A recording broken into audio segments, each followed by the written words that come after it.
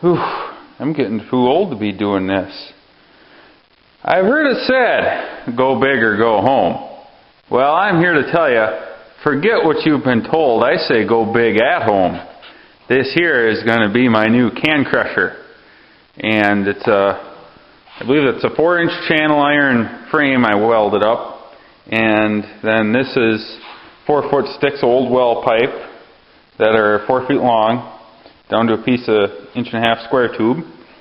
And if any of you have been around long enough to remember the old Corsa Camino project, well, that's no longer in operation, and I robbed the front unit hubs out of it, as well as the rims. And then these are a little taller of a 14-inch tire that came off of an old Ford Taurus. I wanted to get the biggest diameter tire I could, because to try to help pull the cans in, and the stock Corsica tire size was a little thinner of a rubber, so it was a smaller outer diameter. Anyway, whatever. So what I'm doing is pull the front unit hub out. Now normally this is hooked to the knuckle, and the wheel spins on there like so. Well, what I'm doing, this is a piece of 1-inch regular old 1-inch round stock. I polished it up with the sander wheel and the grinder, and it's basically, it does fit through there, but it's a real tight fit. It's kind of almost a press fit. But you can slam it through there.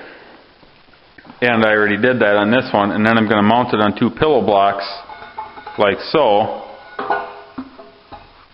and that'll drive the tire. And then electric motor, which I have right there, will get mounted on the side and run this pulley, which will then be on this end. And now I have this mocked up here the way I want it to be. And my plan is I'm going to then go in here and I'm going to weld the hub to the shaft. But I just wanted to mock it up with the bearings to make sure it was going to run centered in the channel, so I knew exactly where on that shaft I had to weld it. So I'm going to pull it back apart now and weld that old unit hub onto this shaft, and then I'll mock it up probably get that other shaft pushed through there and mock that one up too, and get that one to run through and weld that one on. Well, here's my test running setup.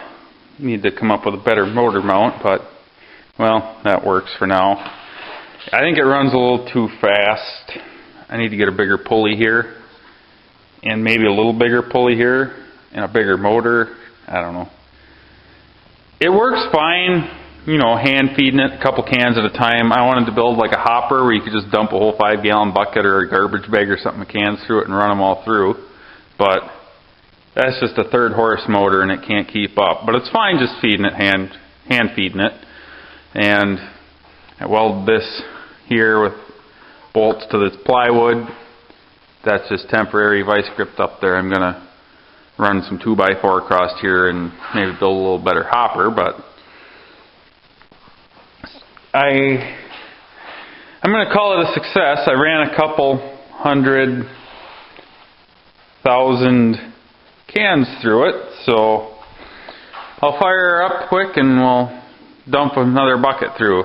One thing I wanted, why I chose to do it this way, is I wanted one that could take a can that was in any condition, like didn't matter if it was dented or folded or what have you, it would still crush it. And it leaves them individually. It doesn't make a bale, because there's some scrapyards that don't like the bales because they don't know if you dump some gravel in there or some other stuff to make it weigh more. And alright, we are running up speed. Single damaged can. Crushed. Whole can. Crushed.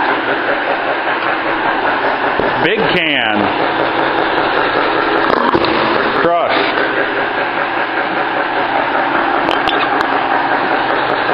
Two cans at once. Crushed.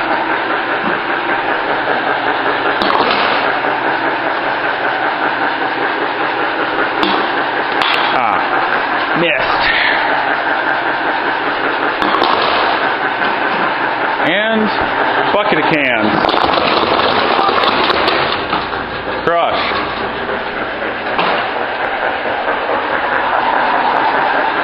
Beauty.